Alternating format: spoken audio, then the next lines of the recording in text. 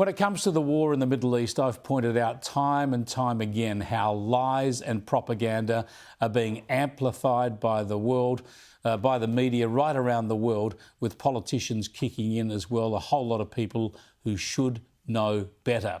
The United Nations and their agencies are central to this anti-Israeli narrative too, and it's perpetuated, of course, by the political left especially, although, as we all know, when it comes to anti-Semitism, the extreme right joins in too. But what we need most of all in the coverage of this conflict and the political ramifications is some regard for the facts.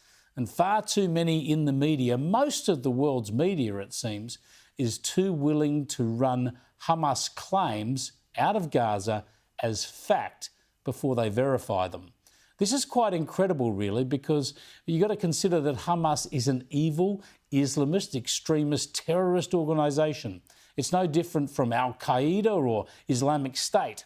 Yet the media constantly runs the claims from this death cult about death tallies, about aid deliveries and about specific attacks.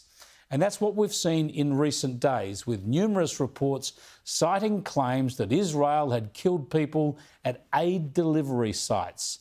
Horrific claims about dozens of people killed while just trying to get aid. This latest incident, resulting in dozens of people killed and injured, according to Gaza's health ministry, has prompted widespread outcry and demands for independent investigations. Hamas claims at least 27 Gazans were killed and dozens injured when Israeli troops opened fire near an aid distribution centre in southern Gaza. Health officials in Gaza say 27 Palestinians have been killed near an aid distribution centre, accusing Israeli forces of opening fire. Middle East correspondent Matthew Doran reports from Jerusalem. This is the third attack in as many days, and Palestinian authorities are once again pointing the finger of blame towards Israel. Note the references to Palestinian authorities or Gazan Health Ministry or the Gaza Health officials.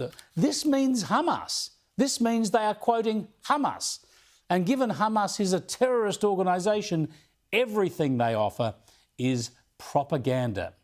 It turns out, and the Israelis and other sources have demonstrated this with video evidence, that Hamas terrorists were shooting at crowds and trying to keep Gazans away from the aid deliveries. The real story here is that Israel and the US are trying to deliver aid directly and for free to Palestinians in Gaza, keeping Hamas out of the loop. Hamas doesn't want this because it's been stockpiling aid for its terrorists and selling aid to its own Palestinian people as a way of raising money to pay its terrorist soldiers. Yet the world's media gives Hamas a free pass and blames Israel by amplifying and regurgitating Hamas propaganda. This behaviour was called out frankly at the White House overnight when a reporter asked for a response to the latest claims. The administration is aware of those reports, and we are currently looking into the veracity of them because, unfortunately, unlike some in the media, we don't take the word of Hamas with total truth. We like to look into it when they speak, unlike the BBC, who had multiple headlines. They wrote, Israeli tank kills 26, Israeli tank kills 21, Israeli gunfire kills 31, Red Cross says 21 people were killed in an aid incident, and then, oh wait, they had to correct and take down their entire story, saying we reviewed the footage and couldn't find any evidence of anything. This media nonsense plays out here in Australia too, and the national broadcaster, the taxpayer-funded ABC, is central. It's already had to issue a correction and take down stories from its online platforms after running the wild allegations over violence at the Gaza aid delivery locations.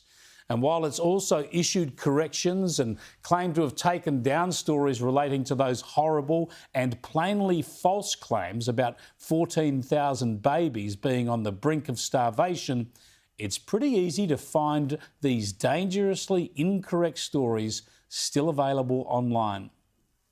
The United Nations Humanitarian Agency is warning that 14,000 babies in Gaza are suffering from malnutrition and need urgent supplies of baby formula. 14,000 babies could die within the next 48 hours in Gaza if there's not enough aid sent there. That is the grim warning from the United Nations humanitarian chief. Yeah, this is disgraceful stuff from the United Nations and the media, and especially our ABC, spreading hateful lies that can only intensify animosity towards Israel and Israelis. The Jerusalem Post has called out the media deceptions, calling them a blood libel. Its editorial went like this: at least 31 Palestinians killed after Israeli forces opened fire near Gaza aid distribution centre, Palestinians officials say, screamed the tickers on CNN, and with minor variations on BBC, Sky News UK and most world media on Sunday. The headlines folded into stories of a massacre at one of the aid distribution sites opened by the Gaza Humanitarian Foundation, citing the Palestinian Ministry of Health. Of course, any discerning reader would know that Palestinian officials, Palestinian Ministry of Health, or any of the other euphemisms that the international media uses, like the Gaza Health Ministry, local officials in Gaza, or our favourite, Gaza's Civil Defence, is doublespeak for Hamas. Yep, the media run Hamas lies. They've done it since the start of the war, even though claims then of an Israel bombing killing 500 people at a hospital were demonstrated to be absolutely false. The media lines up still to promote more false stories from Hamas. It is sickening and it leads to hatred, and no doubt it then plays a role in the escalating violence we see against Israelis around the world. Facts matter, but this false narrative goes on and on. If the White House can call it out and the facts back up that stand, what does it say about the UK government, the European governments and our own government when they regurgitate this stuff instead of calling it out? I think it says a lot.